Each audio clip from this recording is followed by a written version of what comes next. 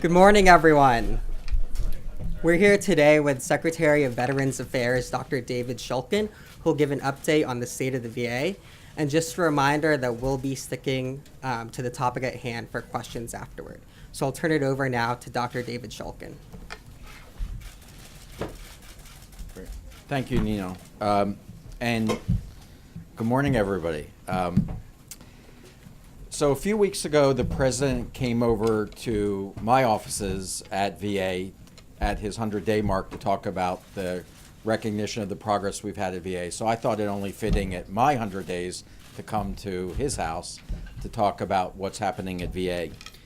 And as you know, the president is so committed to fixing issues for veterans that what he has told me is that it is important that we be open and candid and transparent about where the problems are. That as a businessman, the only way to fix the issues in an organization is if you come out and you talk about what those problems are.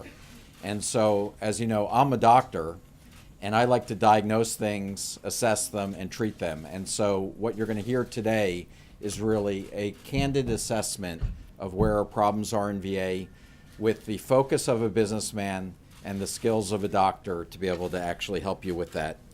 And as you know, many of these challenges that I'm going to talk about today have been decades in building, and they've spanned multiple administrations. And this is the time for us to really address these chronic problems that have affected veterans and in many ways have harmed veterans and their families by not dealing with these issues. So I'm going to tackle these issues heads on. Just to give you a sense about what we're doing today, I'm going to talk about 13 areas of significant risk for VA. It's going to take about 25 minutes to get through. So if you need to get up and stretch, or if you have ADD and you need to leave, I will not be offended. But I just want to give you a sense about that. We've had 137 different assessments and studies telling VA what's wrong and how to fix it. And what we've done in my first 100 days is to go through these studies, the Commission on Care, independent assessments, as well as our own internal assessments to come up with these 13 areas of risk that I want to share. So let me start with them. The very first area is access. And of course, as you know, we started with our wait time issue in 2014, the real crisis that began recently at VA. So here's my assessment on access. We've done a significant job in improving access to care for clinically urgent veterans. So people with clinically urgent needs are now being addressed in a much more efficient way. We've developed same-day services in every one of our 168 medical centers for primary care and mental health. And in fact, today, over 22% of veterans are seen on the same-day basis. What we've done recently is we've posted our wait times for every single one of our medical centers across the country in a public forum for everybody to see what's good and what's not good in terms of wait times.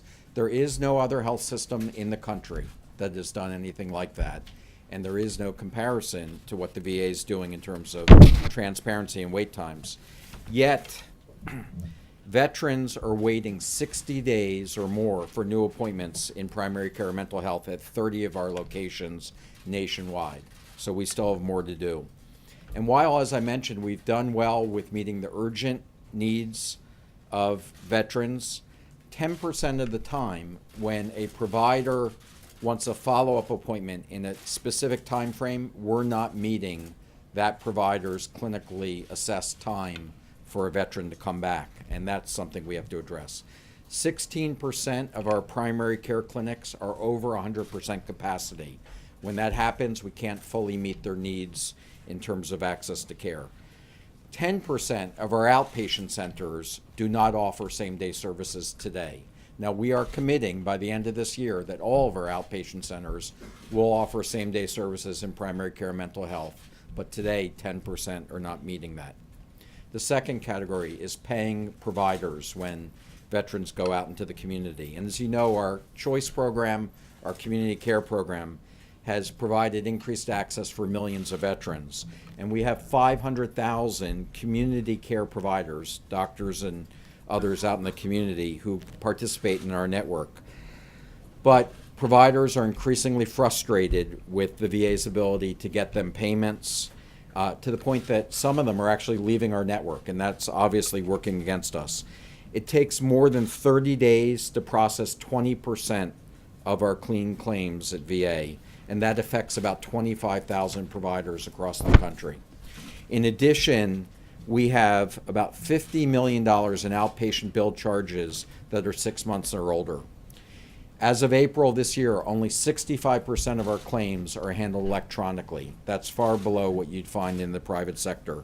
And so we need private sector help in order to find new solutions to get that number well above 65% so we can have faster adjudication and payments to our community providers. The third area is community care in general. Though we've made a lot of progress with our choice program because we've had over 70 amendments or modifications to our original contract, we still have 8 separate programs for paying community care. That just makes it too complex, and it's confusing veterans and our employees alike. In terms of the complexity of this program, it results in VA rejecting 1 out of 5 community care claims. The rules are so complex, people are so confused, 20% of our claims are rejected, and that's much higher than what you'd find in the private sector. And we need Congress to help us fix those 8 separate programs and put them into a single program. In terms of our choice program, we still today only have 3 Department of Defense facilities that participate in the choice network. And we need to get the Department of Defense and VA to make all their facilities and our facilities open to veterans and to active service members. We certainly have to work with Congress and our veteran service organizations to redesign this choice program. It will expire essentially at the end of the year, and we need new legislation this Congress to make sure that veterans don't go back to waiting longer than they need to wait to get care in the community. So we have to pass legislation this year. The next area is quality of care in the VA.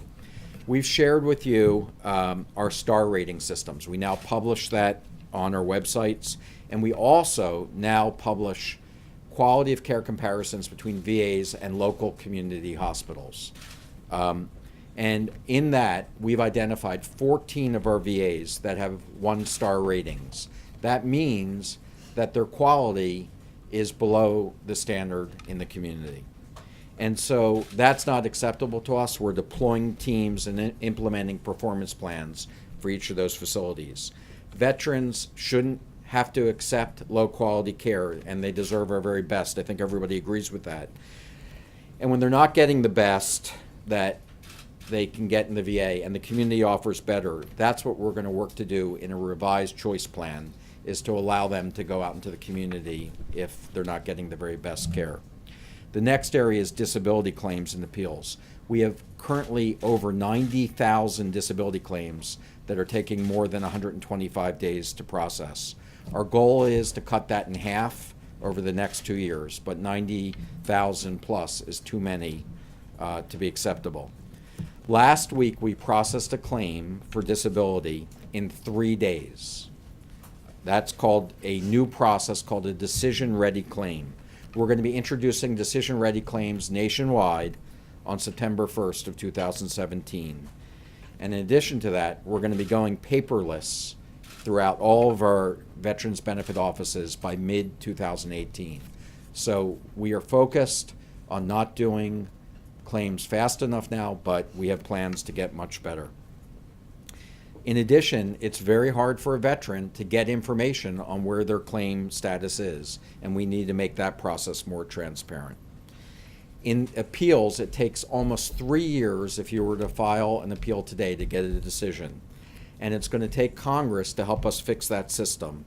I'm grateful that the House passed appeals legislation last week, and we need our friends in the Senate to act on appeals legislation as soon as possible. Information technology.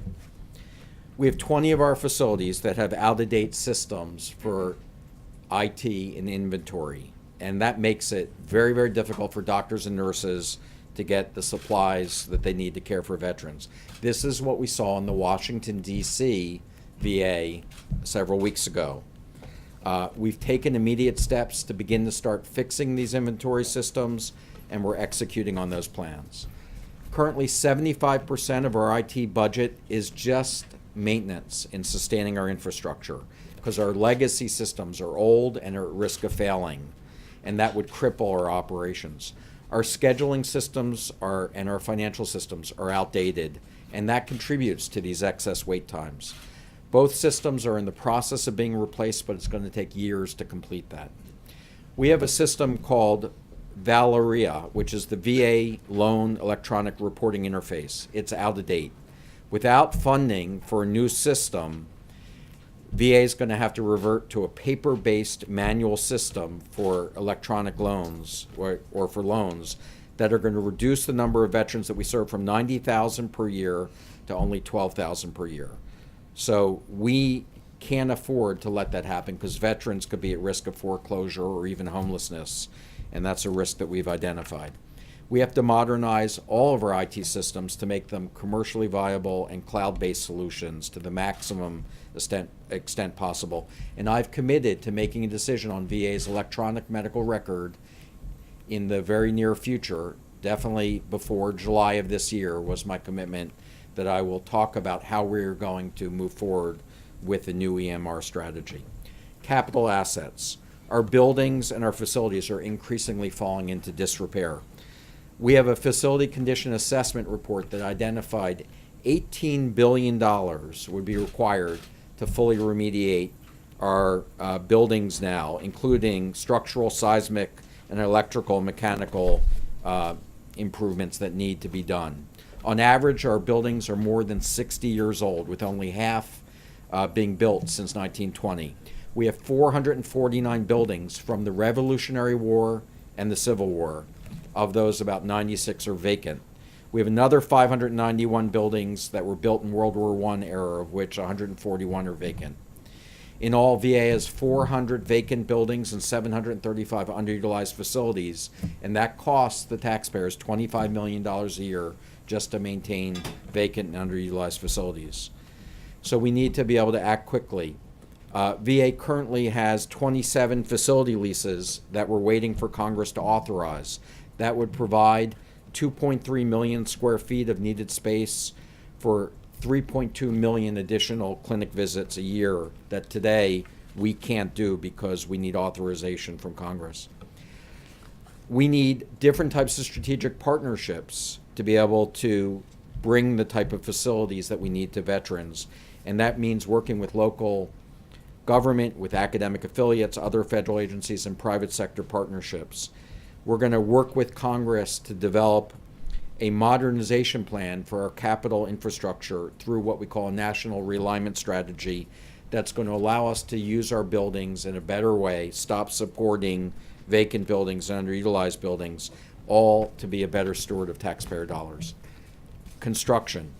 11 of our major construction projects, totaling $1.4 billion, are on hold because the VA and the U.S. Corps of Engineers still are trying to work through very difficult processes and interpretation of the appropriation rules.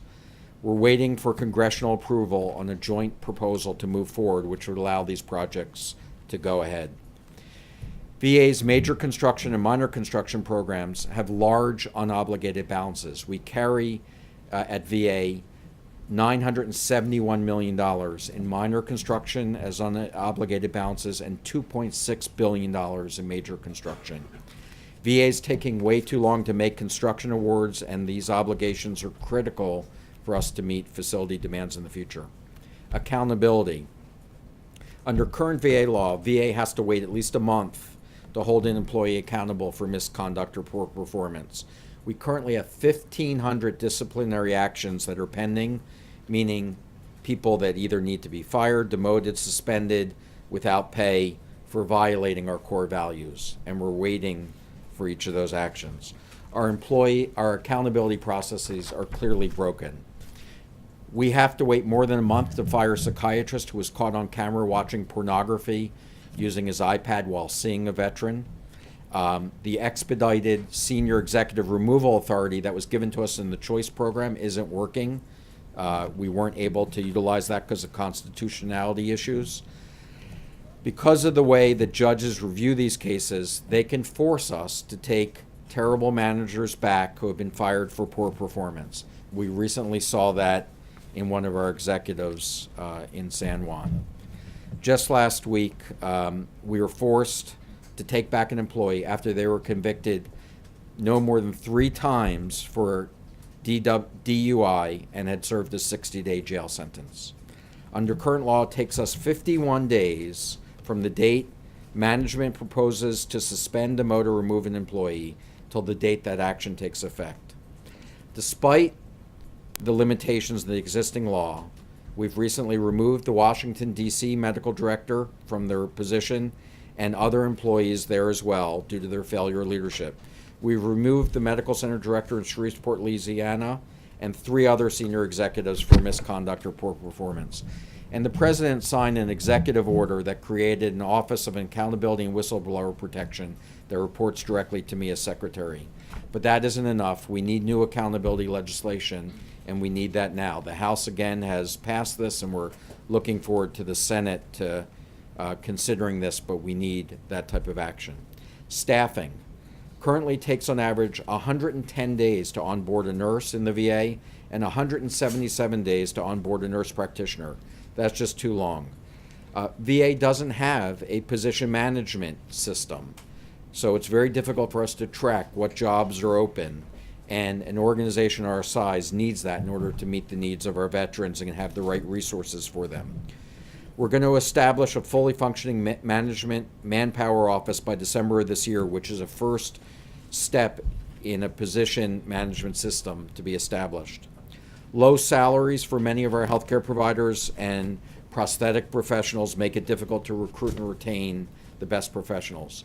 In 2016, the mean salary for a biomedical engineer is in the country is $85,620. The national average for biomedical engineers in the VA is $65,677, or 25% below the private sector.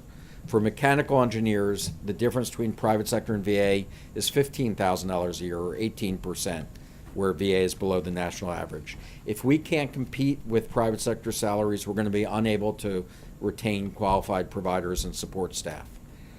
To help with these shortages, we're pursuing legislation that would expand graduate medical education training opportunities to be able to train more health professionals to stay in the VA system.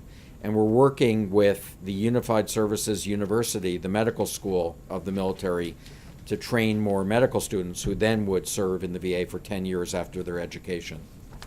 Bureaucracy. Our central office in VA has grown too big and is too bureaucratic. We need faster, clearer decision-making and authority that's going to give veterans more control of their services and care. I've directed the VA central office to remain under a hiring freeze as we consolidate program offices. We have 140 program offices. I've directed them to implement shared services so that they don't replicate common corporate services, and that is a result that I plan to achieve of a 10% reduction in overhead. In addition, we've been reducing burdensome regulations to make VA more effective. Effective immediately, VA will stop requiring the use of small house design guides for future state home grants. In other words, we're going to stop using federal rules. We're going to allow the states to use their own requirements to build veterans' homes in the future in the states. That's going to save taxpayer dollars while increasing access to veterans.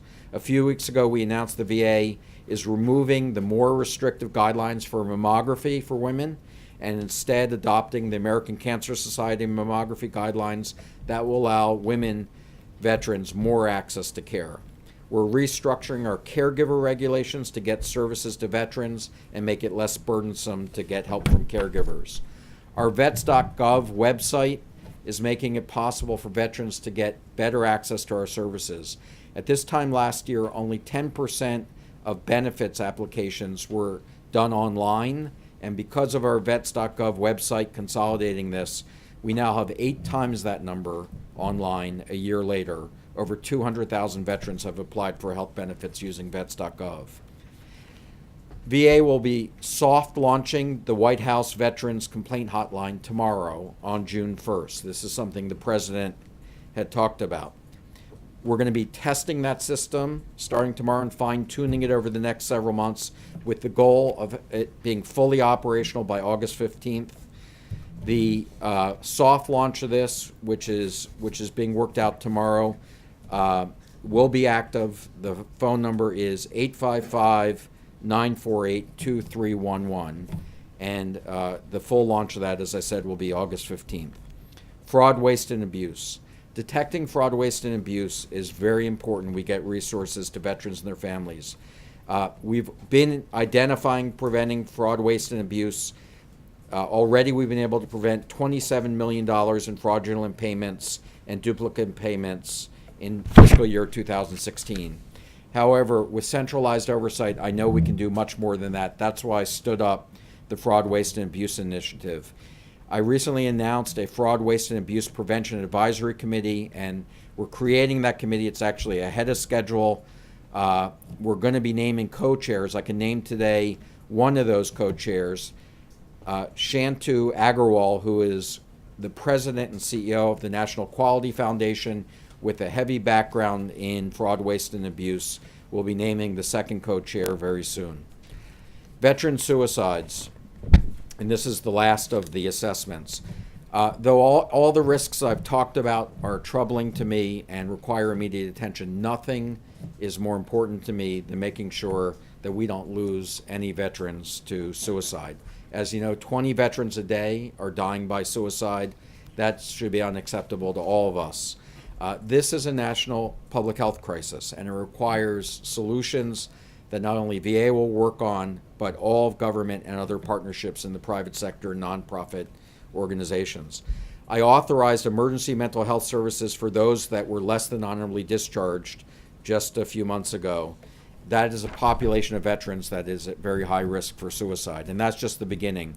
This summer, we're going to launch a new initiative called Getting to Zero to help us end veteran suicide, and again, that's my top clinical priority. So in closing, I just wanted to reaffirm the President's strong commitment to fixing VA and making VA work better for veterans. That's a commitment that I share. I wanted to come out and to talk about these 13 areas, our assessment of where the problems are.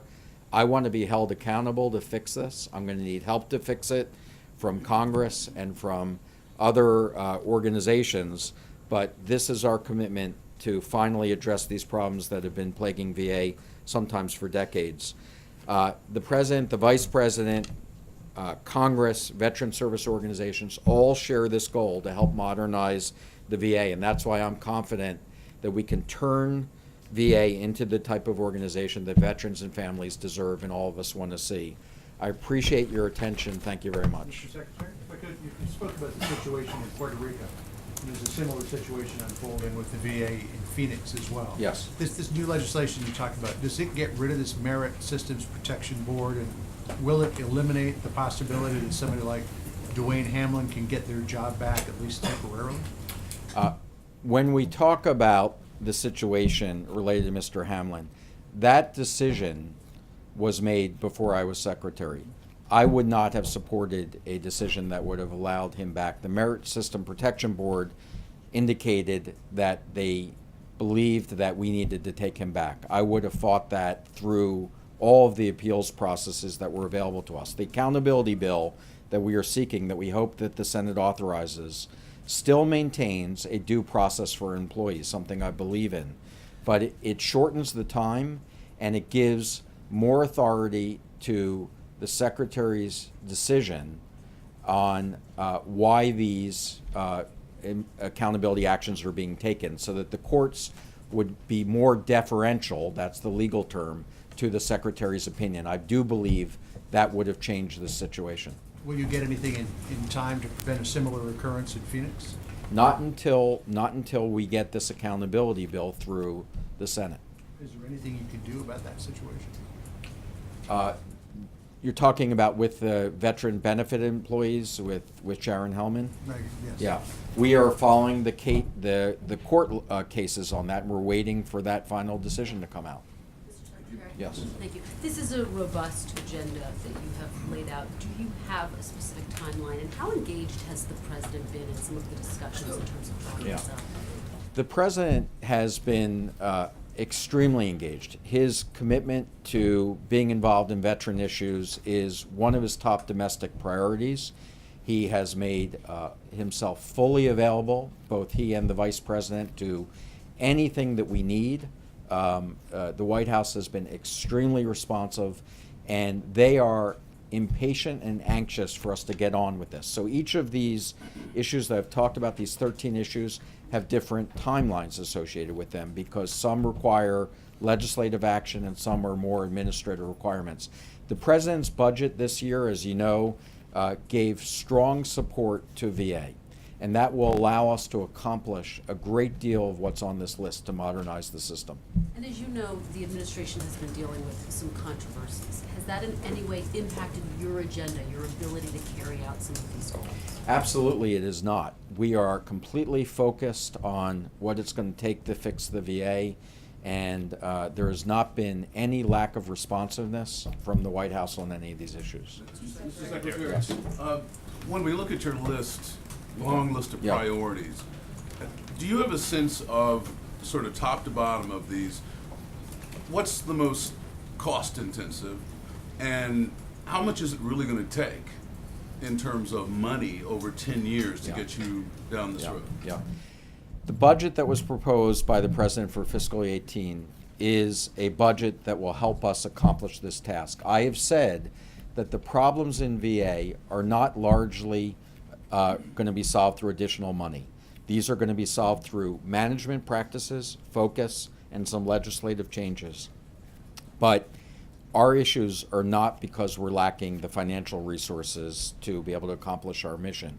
And so therefore, I do believe, with the exception of one area, that we will not be coming back to Congress or the administration to asking for additional money. And that one exception is to modernize our IT systems. I've said that I will make an announcement as soon as I can before July 1st that is either going to look towards outsourcing our current system to a commercial vendor or picking a system that is a commercial off-the-shelf system and to get VA out of the software business. And that will require an initial capital investment that's not in our fiscal year budget. Is this the most expensive thing that you have Yes. to do? And facilities after that? Facilities are important. What I'm looking to do in this national realignment strategy is to make sure that we're using our current resources most effectively. That's why when I'm spending money on vacant and underutilized buildings that aren't helping veterans, I want to realign that to help invest back into our facilities that need capital repairs. Mr. Secretary? Yes. The leaders of the American Legion wrote a rather impassioned Yes. op-ed last week that suggested that a promising solution to the suicide problem could be increased medical use of cannabis. You talked about it being a national health crisis that requires all of government. Should the Congress reclassify marijuana from a Schedule I drug to allow for it to be better used for medical purposes? Well, right now, federal law does not prevent us at VA to look at that as an option for veterans. I believe that everything that could help veterans should be debated by Congress and by medical experts, and we will implement that law. So if there is compelling evidence that this is helpful, I hope that people take a look at that and come up with the right decision, and then we will implement that. As a physician, what's your opinion? My opinion is that some of the states that have put in appropriate controls, there may be some evidence that this is beginning to be helpful, and we're interested in looking at that and learning from that. But until time that federal law changes, we are not able to prescribe, medical marijuana for conditions that may be helpful.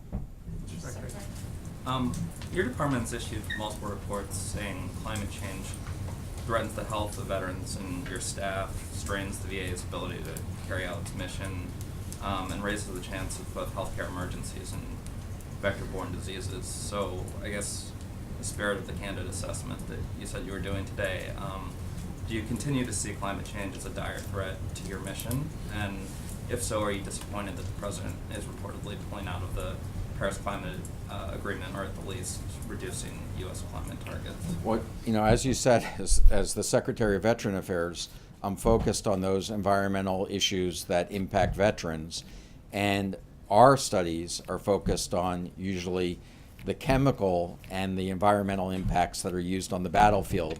Those are the ones that I continue to be focused on, and beyond that, it really is beyond my scope as Secretary. You don't believe, or you're sort of repudiating the multiple reports that have come out of your department that say climate change in the broader sense, brings up cardiovascular disease and is a real kind of issue for your department. I'm Or not. It's not something that you're even considering at this point. Look, I am focused on the health of our veterans, and clearly there's a relationship between health and the environment. What I'm not focused on is the bigger political issues about United States policy on other types of reform. I'm focused on the health of veterans. Yes. You said it's going to take $18 billion to repair these facilities. Do you have plans to close any of them? What we're doing is, under a national realignment strategy, we're looking at the best use of our current resources, because $18 billion is not a realistic number for us to be able to get to invest and put all of our facilities up to speed. So we're looking at using the current resources that we have the best to help veterans.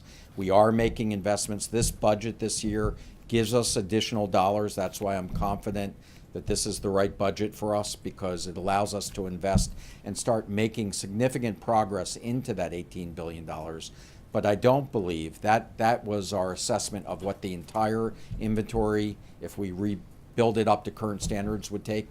That's not what we're seeking. So when you walk away from this, you think that maybe some should be closed?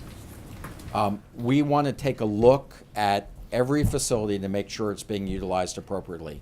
I do not have specific plans for any facility closures at this point. Yes.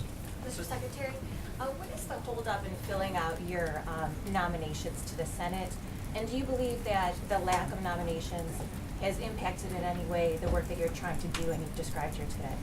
Well, one of the things that I'm very fortunate, having been here in the last administration, is that we've had pretty good continuity, and the people that are filling our acting positions are people that I've worked with, have great confidence and trust in. So we haven't really missed a beat at VA. We've been able to keep going. Of course, I want all of our positions filled as quickly as possible. The vetting process that's going on is a lengthy process. I know, having gone through it myself, but it's also really important to get right. And so while we want to see it done as quickly as possible, we want to see it done thoroughly and make sure that we don't make mistakes. I do believe that you will see several other announcements in the next week or two about positions that we will be filling. Yes, sir, in the back. Mr. Yeah. Secretary, Yeah. two questions. You said the president's budget strengthens VA. Two specific questions about the budget. When it comes to individual unemployability, IU is drastically cut in the president's budget, and it's likely never to be made up by compensating Social Security.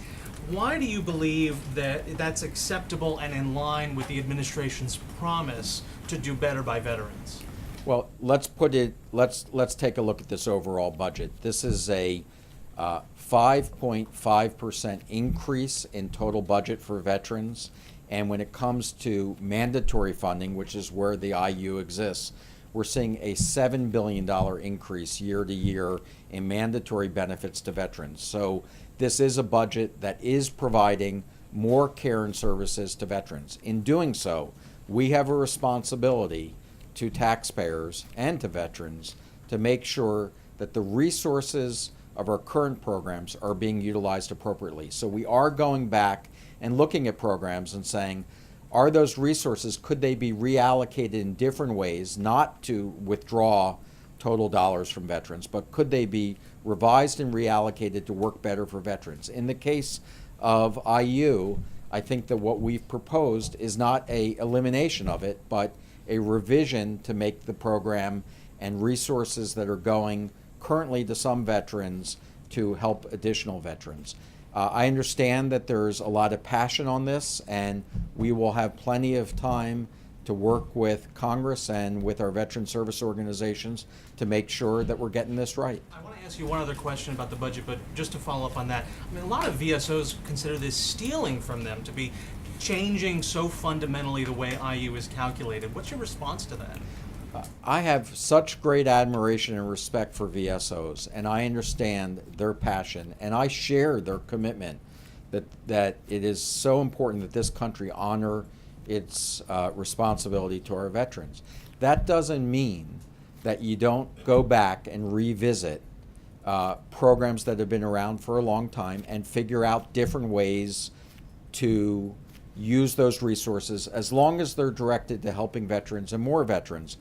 Now, I understand there's not always going to be agreement. This is Washington, and we're always going to get passion over important topics. And I welcome comments from our veteran service organizations about how to do things better. And I know that since we share the same goal of helping veterans, that we'll get to the right answer. Let me ask you one other thing, which is about the budget from the president focuses on providing care and purchasing care, less so on infrastructure. You talked a lot about infrastructure, but you know what I'm talking about in terms of the VHA and where dollars tend to go. Are you concerned about the long-term viability and the potential preference for privatization or focus on the choice program that's outlined in the outlays for this president's budget? What I think the wait time showed us is that VA can't do this alone. We have to work with the private sector. Currently, right now, we're about 1/3 of all veterans are getting care outside of VA. I'm looking to build an integrated system of the very best of VA and the strength in VA and the best of the private sector to make one system work for veterans. That's going to be our new choice legislation. This is not a privatization of VA. This is not diluting the impact of VA. Every day I'm in this job, I am more and more convinced that veterans and America need a strong VA. It's essential for national security. It's essential to honor our commitment. I will not allow our policies to weaken the VA. Our policies will strengthen the VA, but working with the private sector is the way to do that. You don't have any concerns about where these dollars are going? What's that? You don't have any concerns about the long-term effects of where these dollars are going? Well, of course I have concerns. I look at this every day, but I do believe the budget and our legislative proposals that we're going to work with Congress on choice will come up with the best balance between private sector and the VA. You said the majority of veteran suicides are people who aren't under VA care. Why is that, and what work is being done to reach out to those vets? Right. So of the 20 veterans a day that are taking their life through suicide, 6 are getting their care in the VA system and 14 aren't. The reason why those 14 aren't getting care is really, really important and a big focus of our research and understanding. Some of them were other than honorably discharged. That means that, as you know, 10 to 15% of active service members who leave the service leave with a other than honorable discharge. That leaves them without benefits. That's why I made the decision to offer those veterans emergency mental health services. Secondly, homeless veterans, very high risk for suicide, not likely to have good access to behavioral health care. This budget that the president put forth, additional $600 million for a total of $1.7 billion to help get veterans off the street, get them into homes, and get them the services that they need. Third, the conditions themselves, depression and traumatic stress, tend to isolate people. They tend to withdraw because of their condition. And those are the ones that we worry the most about, which is why we say suicide is everybody's responsibility. Family members, community members. When you see people withdrawing, that is the time to reach out and get them help. The Veterans Crisis Line, which we've just staffed up, now answering 99% of its calls, 1% now only going into rollover, 95% answered in 20 seconds, is there 24 hours a day if you find a veteran who's at risk. And finally, let me just say that this issue will continue to be our top priority until we figure out all the answers how to get each of those veterans help. I'm gonna, Donovan. Thank you. You mentioned that Yeah. you identified 14 facilities that Yes. are providing lower care or lower standard care than Yeah. nearby private sector hospitals. Are those hospitals, can you identify them? Yeah, yeah, they're on our website, the 14 one-star facilities. I think you've even published an article about this. Oh. And so those are the 14 that we're talking about. When you're a one-star facility, it means that you're not only the lowest in the VA compared to other VA hospitals, but you also are below a community standard. And that's why those are the important ones to focus on. And in our choice program, you will see as we go out there, we're going to be making sure that veterans have choice, in particular where the standard of care is not being met in the private sector. Does that mean they would not be accredited? If they're one star and they're below the community standard of care, does that mean they would not be accredited No, in a private? all of our hospitals are accredited by the same national organizations that private sectors go through.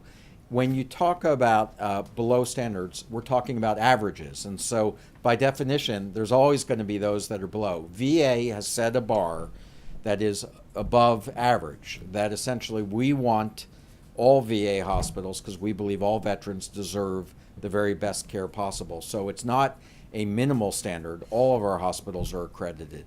Okay, thank you very much, everybody. Thank you. Great. Okay. If you didn't get a copy of the packet distributed before the briefing, it's available in Lower Press as well as on their website. Thanks, everyone.